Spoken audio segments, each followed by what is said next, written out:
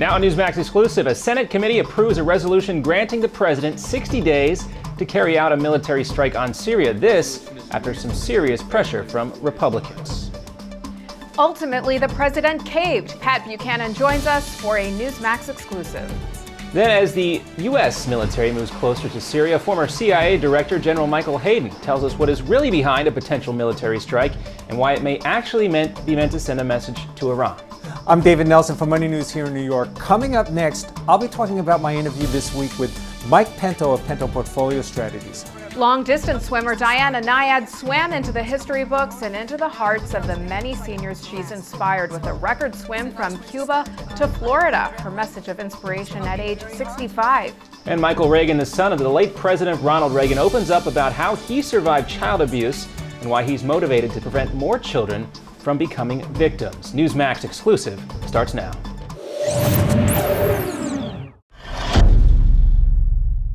Hello and welcome to Newsmax Exclusive. I'm John Bachman. And I'm Kathleen Walter. President Obama arrived at the G20 summit in St. Petersburg, Russia this week for a meeting of world leaders on international economic concerns. But can the president round up support from the international community for military action against Syria while he's there? This after the Senate Foreign Relations Committee approved a resolution granting the president the power to strike in Syria. It still has to be approved by the full Senate, but the president says the resolution will make it harder for Syria's government to order any more chemical weapons attacks. My credibility is not on the line. The international community's credibility is on the line.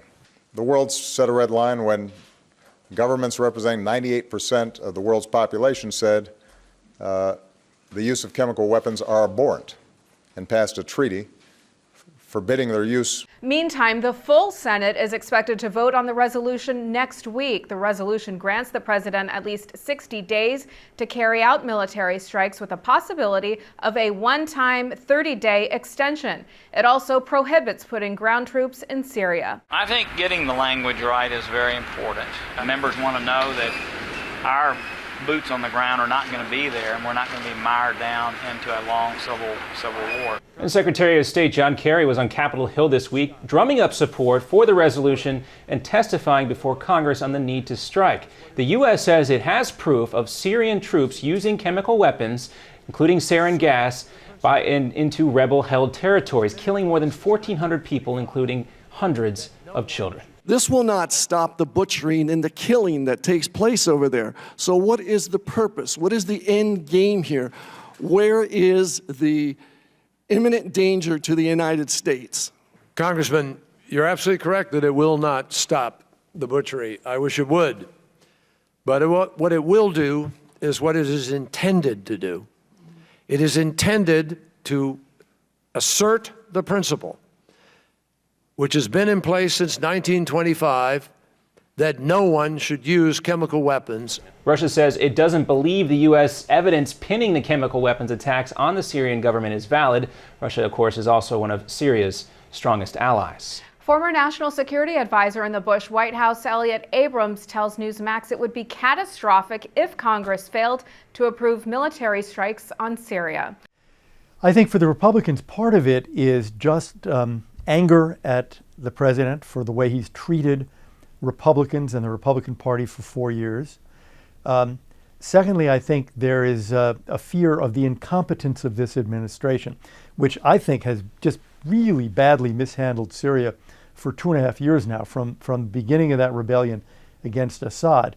It just sheer, gross, terrible incompetence coming right up to today when, just a few days ago, last week, the Secretary of State gives a couple of moving, tough war speeches, and then the president pulls the rug out from under him over the weekend. So I can see why Republicans are worried about giving this administration the power to do anything. Abrams adds that President Obama has the power and the right to strike without even going to Congress. Political strategist and advisor to 4 presidents Pat Buchanan, seen here on the campaign trail in 1990, issued a stern warning for Barack Obama earlier in the week, saying any act of war without Congress is an impeachable offense. In a Newsmax exclusive, we asked him if there is a legal justification for a strike on Syria. There is no constitutional justification right now, in my judgment, for a strike on Syria. They haven't attacked us.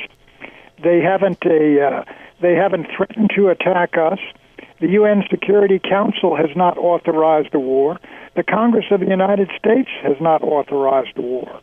I do agree that the use of poison gas by the Syrian government, if it was the President Assad who authorized it, is an obscene act which the international community and the United Nations Security Council should take up. In addition to warning the president about impeachment, Mr. Buchanan also told us that he is also opposed to the ouster of President Bashar al-Assad, saying the devil that you know is better than the devil you don't know. And political strategist and pundit Doug Schoen is warning of the political fallout for the president over his handling of the Syria crisis. In a Newsmax exclusive, Schoen tells us that President Obama is losing the presidential powers past presidents have had in his handling of foreign affairs. I think, bottom line, we've lost power. The Iranians have gained power. The Russians have gained power.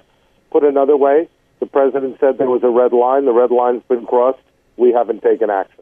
Schoen adds that with other issues on the table, the debt ceiling, Obamacare, the budget, the Syrian crisis is bound to further weaken what he calls an already weakened presidency. Yeah, where do you want to start? Because I'd love to take a look at this. Following the red line, sir. Following the red line. Okay. You can see we have this tendency of red lines all the time, right? Red line. He's always talking to me about red lines. It's all about red lines. This is all a psychological ploy here. This was minutely planned. And do you remember that from back in March? At the time, President Barack Obama and Israeli Prime Minister Benjamin Netanyahu were joking about red lines in reference to the development of Iran's nuclear program, which both the U.S. and Israel say would in fact cross a red line if and when it is completed. The president, of course, has also said the use of chemical weapons would also signify the crossing of a red line by Bashar Assad. So is the potential military strike really about Syria and Assad, or is it just an opportunity for President Obama and the U.S. to prove something to Iran, as retired four-star general and former head of the CIA and NSA, Michael Hayden, charged during this Newsmax exclusive? I think it's fair to point out that there's more than one audience for this demonstration. This may be designed more to impress folks in Tehran than it is to impress folks in Damascus with regard to American seriousness when it comes to red lines. Now back to Israel, which also has a lot at stake here. Iran has said that if the U.S. does strike, instability will spread further throughout the region and hurt Israel. Hey, coming up. Outrage from America's most decorated war veteran. Before we enter into Syria, can we not answer the questions of Benghazi? Why this Vietnam War hero says President Obama should think twice about a strike on Syria. Plus, the second longest serving FBI director after J. Edgar Hoover is retiring soon. A look at Robert Mueller's legacy ahead. And if you need coffee or energy drinks to get through the day, you are not alone. In Newsmax Health, what you can do to boost your energy at any age, coming up.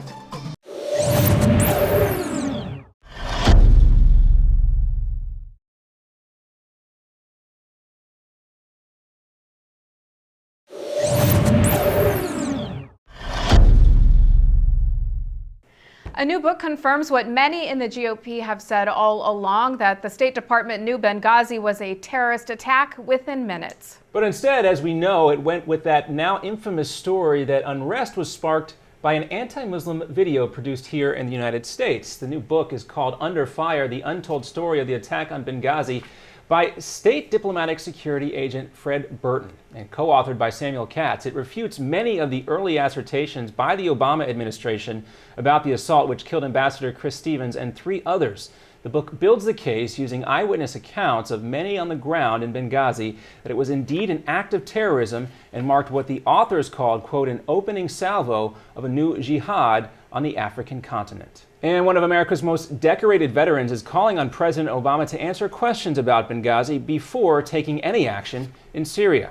In a Newsmax exclusive, Vietnam War hero and retired Captain David Christian says he believes the president has to be more forthcoming about what happened in Benghazi before committing to a military strike in Syria. What about the mothers and fathers and the loved ones that lost people in Benghazi? There's an ambassador, a former ambassador. There's questions unanswered. And it comes up as being trite and trivia and being mundane and redundant by the president himself when he says, oh, it's a Benghazi question again. Well, if it's my son who's died, my son who happened to bleed to death and was massacred and assassinated there, and we had people standing down because of a presidential order, I think it deserves an answer before you commit more sons and more daughters to Syria. Christian says he's lent his support to master sculptor Greg Mara, who is preparing to start work on a bronze sculpture designed to honor the victims of Benghazi. My political support, my name, I feel artwork is a way to send a message to the community. And unfortunately, most of the artwork in America has been hijacked by the far left, and it has to come back to the center. Captain Christian says his hope is that the statue is ultimately placed directly across the street from the White House. To support the project, you can visit gregmara.com. Robert Mueller, who spent the last 12 years as FBI director, the second longest serving director after J. Edgar Hoover, is retiring soon. He turned the agency into one of the country's main terrorist fighting organizations. Mueller warns the al-Qaeda threat, which closed 19 U.S. diplomatic posts last month, is still active. Considering that al-Qaeda in the Arabian Peninsula has tried to hit the U.S. before with the underwear and printer bombs, Mueller expects the group will try to strike again. We're monitoring it very carefully and want to make certain that if it were postponed because of the actions that we are taking, that we are alert to the possibility that it's back on for action. I would expect that down the road that people would like to hit us. Mueller says terror has been his top worry since the beginning of his 12-year tenure. He was just a week into the job when 9/11 happened. In the wake of September 11th, the one question that is always posed by the president, whether it be George Bush or President Obama, is what is the FBI doing to prevent the next terrorist attack? Mueller also promised that people will be brought to justice for the attacks in Benghazi, which killed U.S. Ambassador Chris Stevens and 3 others. And Mueller expressed personal satisfaction with the conviction of Whitey Bulger, who was a mob boss in Boston when Mueller was a prosecutor there. And coming up next on Newsmax Exclusive. Is President Obama waging war on pizza and restaurant chains? Democrat Henry Cuellar of Texas opens up to Newsmax about why he's not entirely thrilled about Obamacare and why business owners in his district aren't too happy either. Plus, how the late President Ronald Reagan responded when his son Michael shared a secret he'd kept from his famous family his entire life. A Newsmax exclusive you won't want to miss coming up.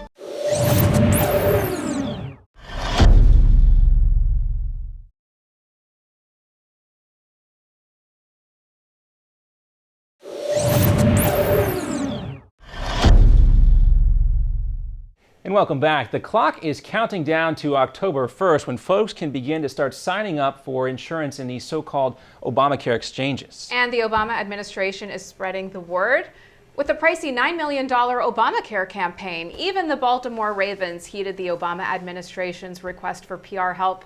The team will be spreading the word about the new health care law in their home state of Maryland. However, some lawmakers are saying this is far from a political touchdown. Senator Marco Rubio is among the Republicans blasting the $9 million PR campaign effort, saying it is a misuse of tax dollars. Democratic Representative Henry Cuellar is at odds with his own party and the president about Obamacare, saying Barack Obama is waging war on pizza.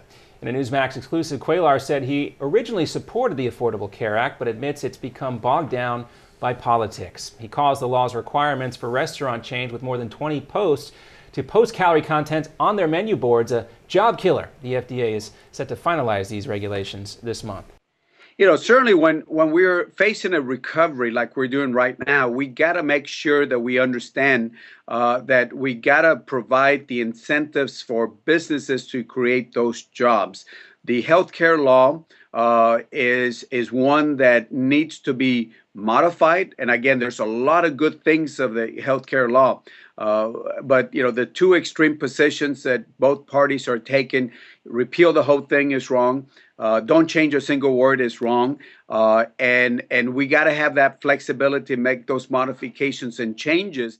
Cuellar is a co-sponsor of the bipartisan Common Sense Nutrition Disclosure Act of 2013, which would roll back burdensome regulations and improve disclosure requirements for restaurants, retail food establishments, and vending machines.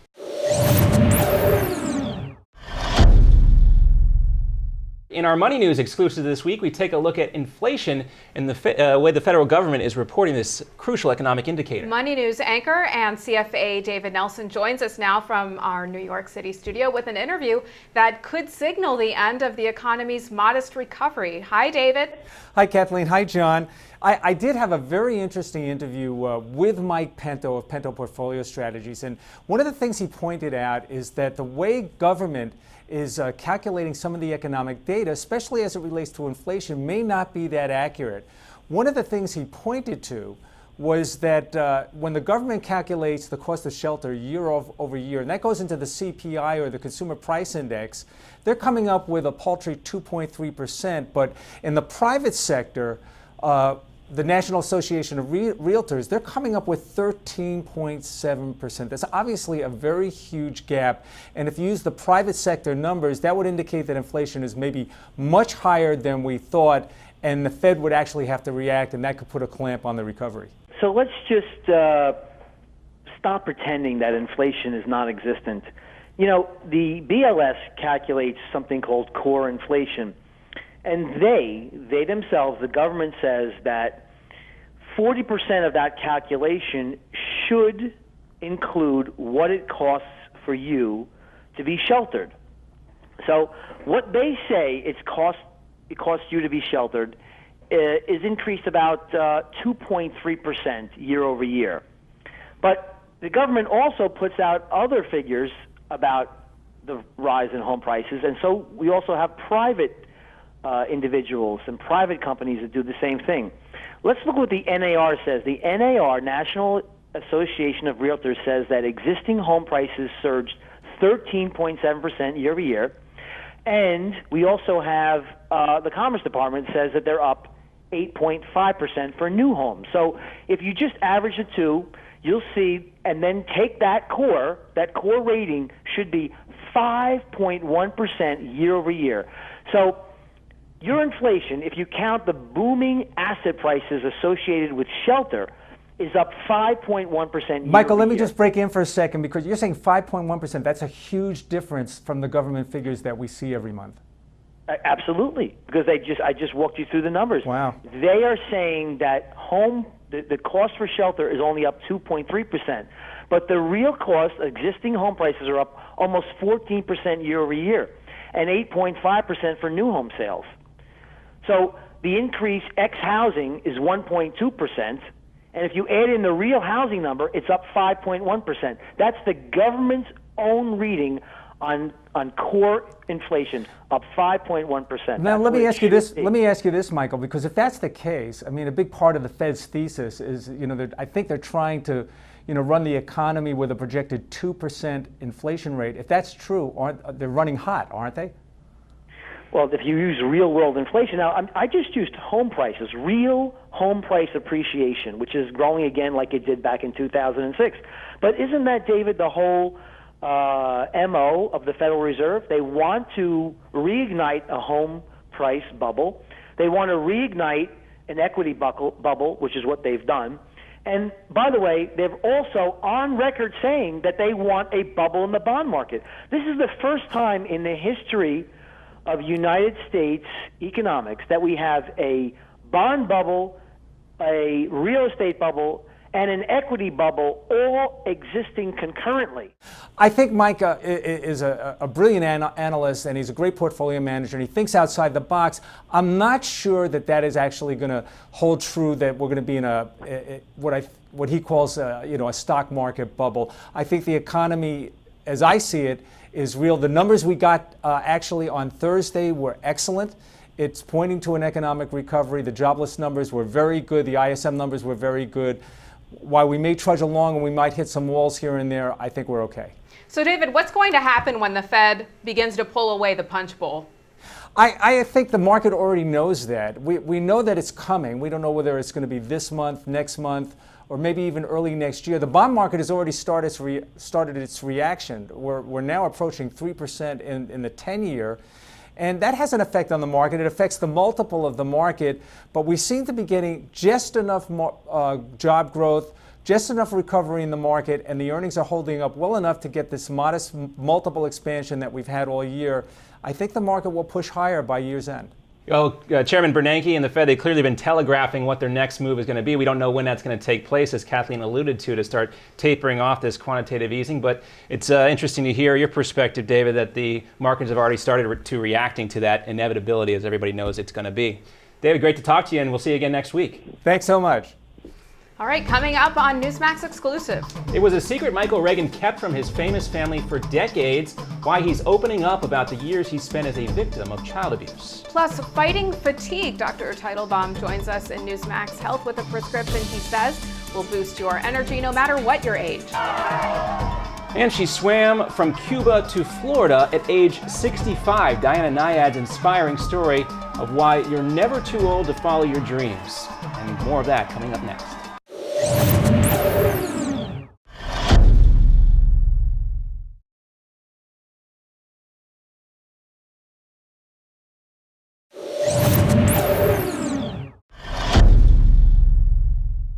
Welcome back. In a very candid interview, Michael Reagan, the son of late President Ronald Reagan, opens up about how he overcame child abuse. In a Newsmax exclusive, Michael says he survived sexual abuse and child pornography by a day camp counselor named Don Havlick when he was just 8 years old. Michael Reagan has spent the past 25 years raising awareness about the scourge of child abuse. He says a number of victims spend a lifetime struggling with its effects, noting that suicide, drug addiction, and arrest rates are much higher among the victims. He told us it was a secret he kept for decades until the one day he shared it with his famous father and First Lady Nancy Reagan. My father reacted. He said, listen, I'll go out and kick the guy's butt. And Nancy said, honey, I don't think he has a butt anymore. But when Don Havlick died at 83 years of age, about 7 years ago, his sister-in-law wrote me a letter and said he was as evil the day he died as the day he sexually molested me. Reagan has aligned himself with an anti-child abuse group called Child Help. He's pushing for all states to adopt Aaron's Law, a mandate to teach prevention education in every school in America. To learn more about Child Help, visit childhelp.org or call 1-800-4A-CHILD for more information. And coming up, realizing your dreams at any age. Long-distance swimmer Diana Nyad living out her dream of swimming from Cuba to Florida at age 65. How her story is inspiring other seniors. Plus, before you reach for that coffee or energy drink, you won't want to miss our interview with Dr. Teitelbaum. His tips for fighting fatigue coming up.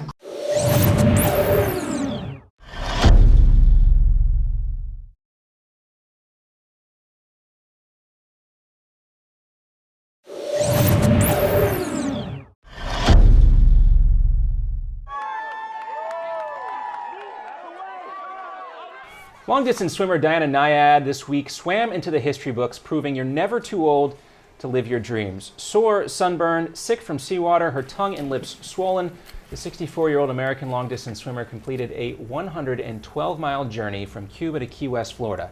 Nyad is now the first person ever to make the journey without the help of a protective shark cage or flippers. Nyad, speaking about her new role as inspiration for other seniors, captivated by her story. Those are human beings who want to witness the living out of that message, never ever give up, and find a way. So those are, and my age, they're looking at me as a baby boomer saying, life is not over at this age by any means. So I'm more of a, shall we say, human spirit story than I am a sports story. Nyad's story embodies what it really means to never give up. This was her 5th attempt to swim from Cuba to Florida, the culmination of a lifelong dream she first attempted back in 1978. And Diana Nyad, no doubt suffering from fatigue after that swim. In fact, 31% of adults suffer from ongoing fatigue. And if you're among them and need coffee or energy drinks to get through the day, you are not alone. Dr. Jacob Teitelbaum, author of the Fatigue and Fibromyalgia Solution, says it doesn't have to be that way. In Newsmax Health, he shared with us tips for boosting your energy at any age. One, I clean up the diet. You want to get rid of the excess sugar. You want to make sure they're getting plenty of water. You want to make sure they're not salt restricting. People with fatigue often need more salt, not less.